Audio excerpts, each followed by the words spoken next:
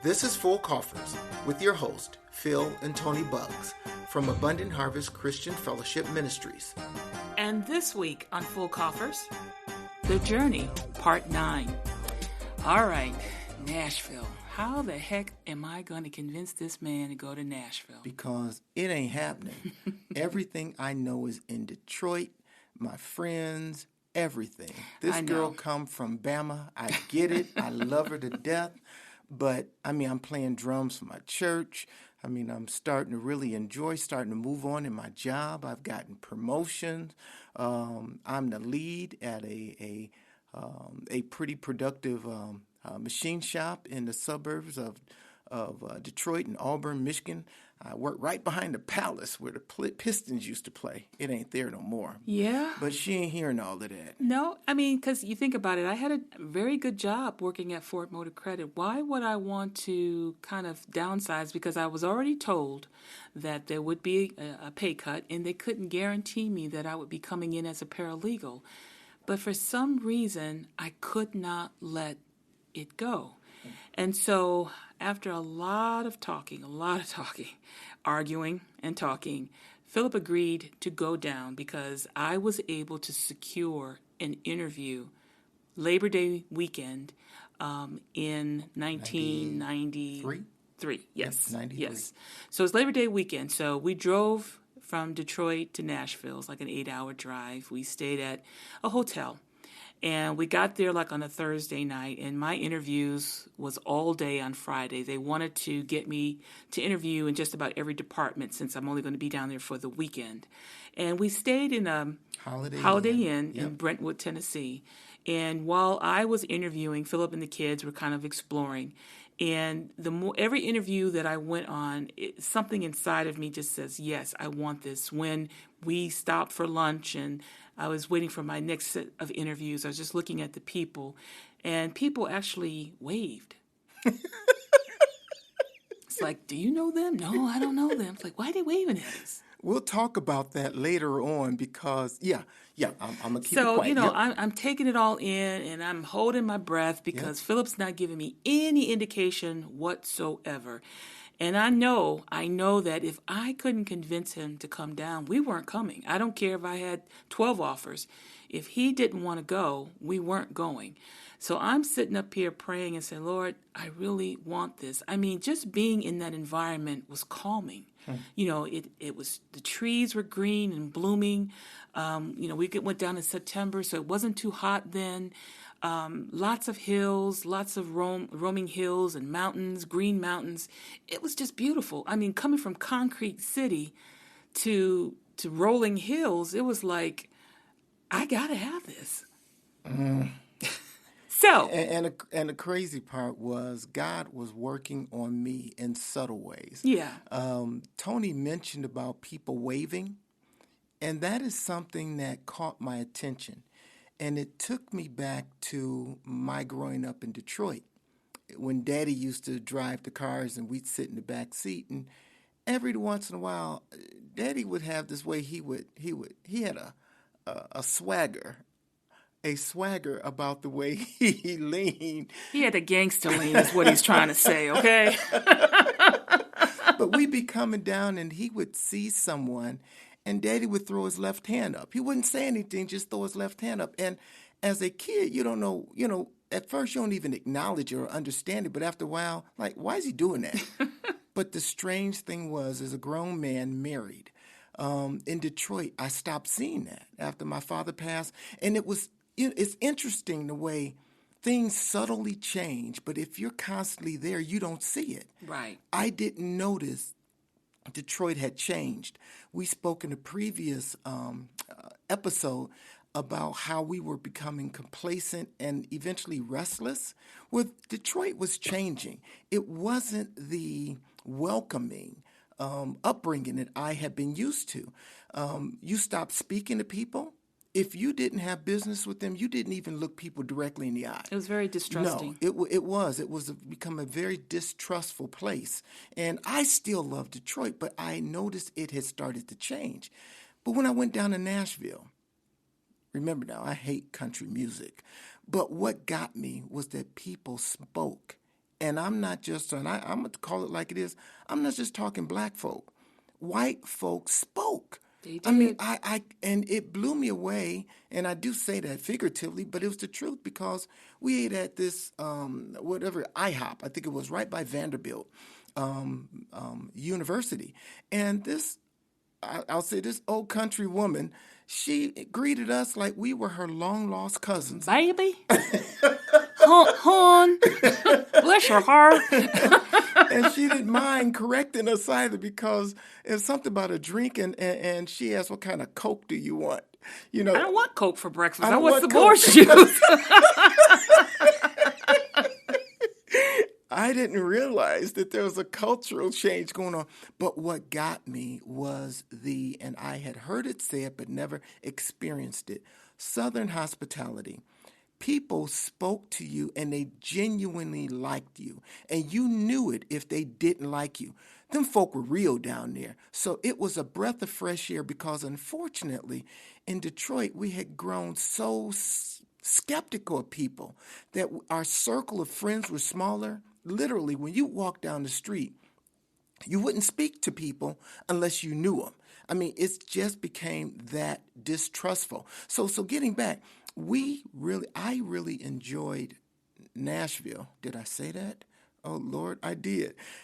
The Lord started winning me over. And I think that what got me was one time Toni did have an interview and the kids I was up in a hotel room. And the room we stayed on was on one of the top floors. And there was very few people on that floor, but there was a big picture window. And you looked across Brentwood, which is a very high-class community in Nashville. And I would see these planes flying by these hills, and they looked like broccoli. Not the planes, but the hills. And I sat back and I take that. Actually, I was in there, and so I saw him do it because it had started to rain. Yep. We had just ordered dinner in. We had eaten dinner. The kids was doing whatever. We had steak out. And so the blinds were drawn open, and it was raining. And I saw Philip in a chair, and he put his feet up on the vent where the air was coming through. And I sat on the bed and just watched him. And I said, yeah, Lord, get him. Work on him. And I didn't know a thing. He was just lulling me in. And what Philip said afterwards. I said, I could get used to this. And I knew then. That's all I needed to know. That's all I needed. It was peaceful. I didn't hear fire engines, police sirens. It was quiet. It was peaceful. And it reminded me of what Detroit used to be when I was a kid.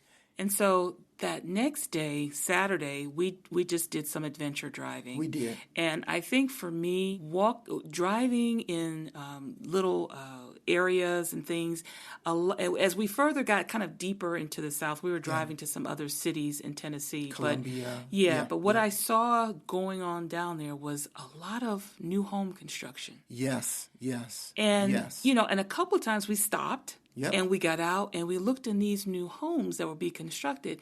And never in my wildest dreams living in Detroit did I ever imagine the possibility of being able to build a home or own a home like that. Exactly. They had land, maybe an acre. And I'm thinking, wow, I really like this. Yes. I really want this. Now, I understood because of my immaturity and my spending that it may take me a while to get here, but the fact that you couldn't see new homes being built anywhere in Detroit, I mean, you'd have to go way out. In fact, I saw one home built in Detroit across the street from me when I was in elementary school. That wasn't no home. No, hold on. I gotta tell it. It was, and I didn't realize this.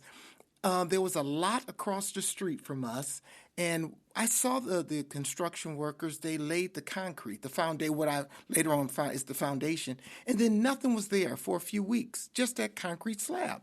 And so I said, okay, I'm going to wait, and I'm going to watch this house built. And I remember walking to school one morning, and the trucks were coming down the street, and I noticed that they had all of this wood on there, and some of it looked in the shape of an A, and so I didn't think much of it. Literally, by the time I got home at lunchtime, the house was up. Prefab. I had no idea. And honestly, I was, fifth grade, so we're talking maybe 1970. I didn't see a new home built until I was married, working in the suburbs of Detroit. And so we're talking early 80s.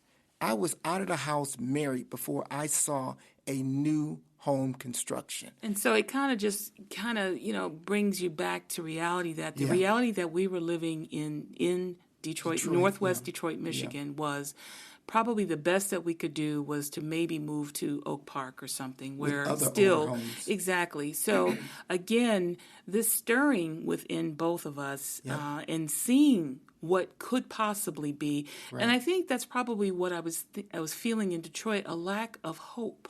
Yes, when you live in an environment where the opportunities are fading, and again, I come back in with these reminiscent visions because Detroit was rich with, if I say opportunities. I think I spoke about my elementary school teacher, principal was a black lady. We had black doctors and pharmacists, and there was a lot of, if I say hope, for ambition. Coleman Young was elected mayor of Detroit in the mid-70s.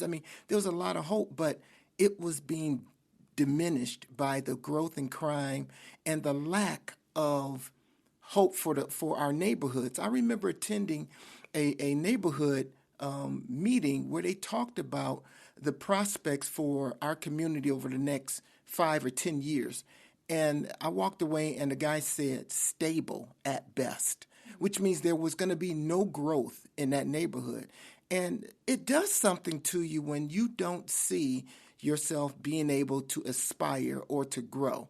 And I think that was just the restlessness and eventual discontentment we had with where we were in Detroit. So going down there and seeing all of that, and we're not talking just white people, we're talking about blacks. Yes. Who are educated, who own homes, Yep. who, they were doing very well. And so the day that we were getting ready to come back to Detroit, the bellhop happened to be a black guy. And we asked him, because, we were trying to look for black people, and we asked him, is there any place that we can't live? Is there certain places where blacks can't live? And what he told us was, as long as you can pay for it, you can live anywhere you want to. And And that gave me hope. It did. So 8 hours drive on the way back, going back to Detroit. I think, but Philip and I were both in our own worlds, trying to just, I don't know if Philip really contemplated any further than what it went through. But after going through 8 hours of interviewing, I was done. I was already there. So when I got home, I started packing. And I thought she was crazy. A lot of people thought I was crazy. Because I'm saying, okay, we went down there. It's nice. Okay, we got some time. Boy, was I wrong. I started packing. And, my mother was like, what are you packing for? I said, I got to be ready. I'm going to get the call. Now, mind you, when I'm going to take this on a spiritual journey. Not that it hasn't been. Yeah, no. Prior to all of this, God has always been in the midst. I don't mince any words about that. We may not have always said it, we may have acknowledged, but God has always been in every single step we have taken in our lives. Well, maybe not the credit part, but okay. Okay. Whatever. But he was trying to say no. Yeah, I know. But Toni just heard wasn't having it. charge. But this was one time in my life where I don't want to say I challenged God. I didn't challenge God, but I said, Lord, if this faith is what everyone seems to say it's about, then I am going to put 100% faith in you. So I got home and I got boxes and I started cleaning out things and throwing things away and giving things away because I felt like I was going to get called for a job at Primus. I came back Labor Day weekend, and the next week I didn't hear anything, but that didn't deter me. The other thing that kept me as I'm driving on the Jeffries to the Southfield Freeway, every single morning I put in a cassette tape of Mississippi Mass Choir. And the first song on that particular album was, It Remains to Be Seen What God Can Do in His Will. And so I think I said that right. So that song, Go with it. Go with it. I'll go with that. Go with it. Sorry, Mississippi Mass, but that song says it remains to be seen what God can do, and I played the grooves, well, the tape, and because it gave me that inspiration that I needed. Because as each day was passing by after those interviews, I didn't get a call. Right. I may call my contact down there. No, Toni, we haven't heard anything. So days turned into weeks, and here we are, the end of September, nothing. But I'm still packing. I'm still listening to the music. I'm still in that framework of God is going to call me to Nashville. And I'm still working, and I'm still praying. But honestly, even though Nashville sounded nice, I got a nice job up here. We had a life. We had a life. Yeah, I mean, and I wasn't really, if there was something to happen, I'll deal with it, but I really wasn't looking for anything to change. But I kept it going, and some things were happening at our church. Things were changing there. Yeah. And so I just knew in my heart that this was for me. So the 1st of October came around, and nothing. The second week in October, I got a call, and they wanted me to do another interview. Now, of course, I was disappointed, but this was a department I did not get a chance to interview with. Right. So they wanted to do a telephone interview. And so I went into an extra office where I was, and they asked me some questions. And it was in a department I have never heard of, never did anything. It wasn't even a paralegal job. And they said, if you did get it, it would be a considerable amount of pay reduction. And so, I did the interview, went fine. Another week went by, and it was October 15th, I believe. And they said, we want to hire you. We want to offer you a position. I was thrilled. I couldn't contain myself hardly until the next words that came out of their mouth. We need you here in 2 weeks. Yes. Yeah, and that's what you heard. Yep. Crickets. Silent. It was crickets for sure. Because I don't think Toni had told me that yet, because you had gotten the information. Yeah, I had to process that, because I'm thinking, where are we going to stay? What about the kids? 2 weeks. 2 weeks. They just started into school. And in 2 weeks, they wanted me down there. And so the thrill and the excitement went back to, oh my goodness, what am I going to do? And I had to just make a decision. So I went home and I told Philip, and he was just astonished, because he was saying, well, how are you going to do this in 2 weeks? And so I'm sitting here trying to figure out, okay, well, the kids can stay here and you can stay here till they get to Thanksgiving. And then you can come down, and I'll go down first. Well, we had not been apart as a couple ever. And now we're talking about her spending close to a month away from us. Yeah. And that was that was something new for our family. But I recognized that this was an opportunity for Toni. Yep. And I actually went to my job, and honestly, I think they thought I was crazy, because I had a good job. I was their lead machinist, and they wanted to continue to grow me into managing that department. But I told them my wife had an opportunity in Nashville, and I'm going to tenure my resignation 30 days from now. Yeah. And so we still had a couple of things that we had to take care of. A couple One of them is, where are we going to live? Exactly. And so fortunately, I had taken one of those apartment hunter books from Nashville. And I was going through. Now, mind you, I didn't know where anything was. I had no clue. Right. And finally, we found an apartment. And mind you, our credit was bad. Yes, it was. But because of the South and the Southern hospitality. And God. We did the application over the phone. Right. And miraculously, we were approved. We were approved. And not only that, I think they wanted... it was something in the application they needed, and it was going to take a while for me to fax it, but we wanted to make sure we had a place. And I remember her name was Frankie. She says, We're holding this for you. You got this. Exactly. And this woman didn't know me from Adam's house. Exactly. Cat. Now, And the thing about it is the apartment wouldn't be ready for 30 days. Yes. So that was taken care of because that's about the time Philip and the kids will be coming down. But guess what? Where is Toni going to stay? For 2 weeks. No, for almost a month. That's right. It was. Couldn't stay in no apartment. What was I going to do? And so one of the ladies that I interviewed with, one of the departments, was a black woman. And she interviewed me for one of the positions. And so I called her. I said, can you tell me any place I could possibly go and stay, temporarily? And she says, you're not going to find no place in 2 weeks. Why don't you just come and stay with me? Now, you got to stop the tape. You look into the camera and you said, it can't be this easy. But when God is in the picture, we constantly not so much feed off of it, but we rest in it. I mean, that song, the safest place in the whole wide world. That's what it is. The will of God. That's right. That was the Mississippi song. I just thought about it. Yeah, I think I was saying the lyrics in it or something. but that's what it was. I mean, who does things exactly like this? She met me one time for an hour. Yes. And she said, why don't you come and stay with me? Yep. Now, mind you, she had a 1-bedroom apartment herself with her daughter.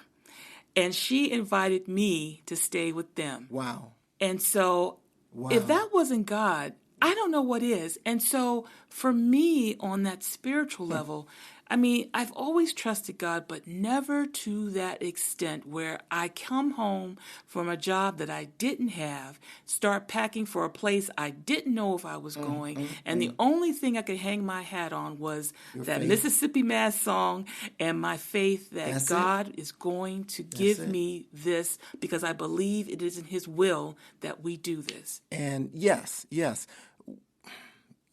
I'm going to just ride high on that wave.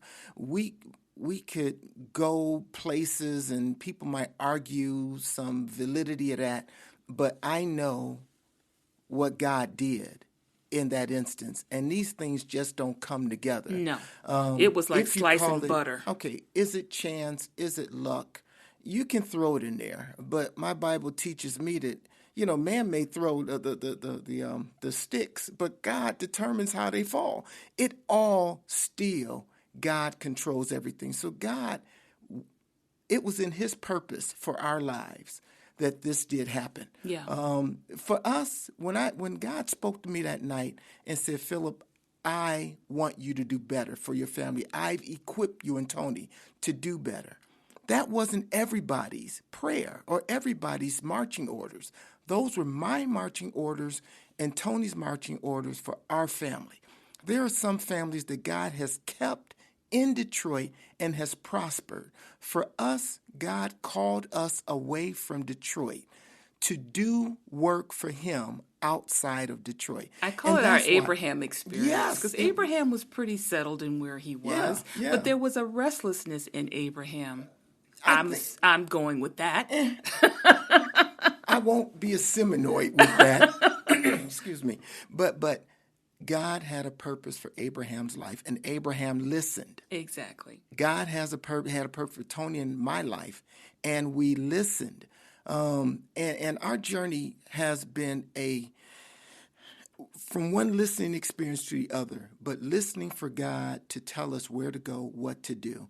And so as we prepared Toni to go down to Nashville, that's what we did. Yeah. Crazy part was also, this one lady that let her live on her couch for 2 weeks. A month. A month. I keep wanting, yeah. But with that, we had no relatives in Nashville. We had absolutely nobody in Nashville. But we knew the God of everybody. And He opened doors for us that is just unheard of. That He did. And that experience, again, that led me on my journey in my faith walk. And we have many more stories to tell about. That's just, one of, I guess that's the first one for me that really I made it, it was made personal. It was kind of like my birthday gift. It had my name on it. It wasn't to whoever. It was directly at me because I believe God wanted to get wanted me to get it. God wanted me. No. Wanted to get your attention? Thank you. That's right. That's right. That's why I'm here. But, I went to church every Sunday. Right. I did all of the work. Uh-oh. But honestly, I didn't have the faith. Right, which grew the relationship. Right. God did this, I know, in Tony's life, much like he's done for many other Christians who want that closer relationship with him. God does those things that we can only explain that God did this. I prayed, I trusted, God answered. Am I going to say that happens all the time? It depends upon what you pray for. Right. But praying in his will, and that's what the song said, the safest place in the whole wide world is in the will of God, not in your abilities to wow people to get jobs or have the right connections and the right networks. If your faith and trust is embedded in God and forsaking, talk plain English, forgetting about everybody else, you have to believe what God is telling you and live and go on that. And that's what Toni did. And I knew that God was speaking to us, and we moved our family from Detroit down to Nashville. And honestly, I believe that until he put that restlessness or complacency or whatever you want to call it, I know we would have still been there today. Because again, our family is most of our family is still there. Our friends are still there, but he put something in us because he knew if he didn't, we weren't going anywhere. And since we are called, and since we are children of God, since we are Christians, since we are followers of God, our purpose is to take the message of the gospel. Detroit, I believe God said there's enough people in Detroit to do what he needs to have done in Detroit. He needs his people to go elsewhere. He sent us down to Nashville. And I truly believe, I know that's the case because of the things that happened once we got to Nashville. Right. So I loaded up my car. Yes, you did. I took the good car. We had some clunkers, but I took the good car. She had the new car. And we dropped the kids off to school. Yep. The hardest thing I've ever had to do, because my kids were 8 and 9, I believe they were. Yeah. The hardest thing I had to do, and then I had to leave my husband, to comb my daughter's hair. We'll save that for the next episode. But I had to leave my family, my immediate family, my loved ones, and it was hard. Yeah. But when I got on that road, when I got on 75, as I'm heading towards Toledo, all by myself, I mean, this is the first time I've driven anywhere by myself for any length of time. That's right. And so God was with me that whole entire time. Although my heart was breaking for leaving them, my heart was just leaping of what was going to be before us. Wow. And so with that, we're going to end it here. And we're going to continue on in our next episode. This episode was produced and edited by Miss K. Simone. Cover graphics by Indefinite. Music by Miss K. Simone. So until next time, I'm Phil Bugs. And I'm Toni Bugs. Wishing you a wonderful week.